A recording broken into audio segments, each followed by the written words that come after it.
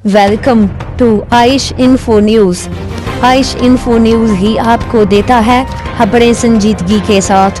तो नजर डालते हैं अब तक की ताजा खबरों पर। अमेरिका और ईरान के एक दूसरे पर हमले। ईरान के पासदाराने इनकलाब के मुताबिक इस फजाई अड्डे को निशाना बना दिया गया है जहां से अमेरिका ने ईरान पर हमला किया।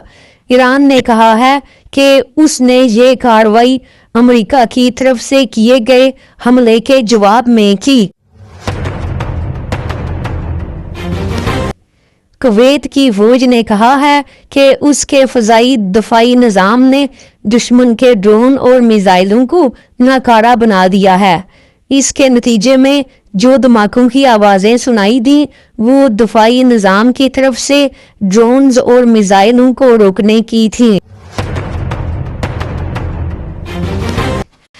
एक अमरीकी नशरियाती अदारे की खबर के मुताबिक ईरानी सदर मसूद पज़ेश्कियान ने इस्तीफ़ा देने का कहा है, जिसकी वजह उन्हें अहम फैसलों में शामिल ना करना बताई जा रही है। ईरानी हुकाम ने ऐसी खबरों को मुस्तरद कर दिया है। उन्होंने कहा कि सदर पज़ेश्कियान ही ईरान के सदर हैं और वो बदस्तूर अपना काम जारी रखे हुए हैं और उन्होंने कोई इस्तीफ़ा नहीं दिया।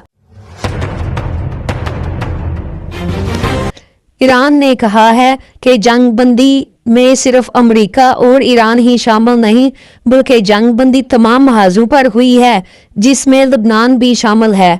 इसलिए ज़रूरी है कि इसराइल लबनान पर हमले करना छोड़ दे और लबनान भी जंग बंदी माहदे में शामिल हो ताकि जंग बंदी माहदे से ज़्यादा फ़ायदा उठाया जा सके।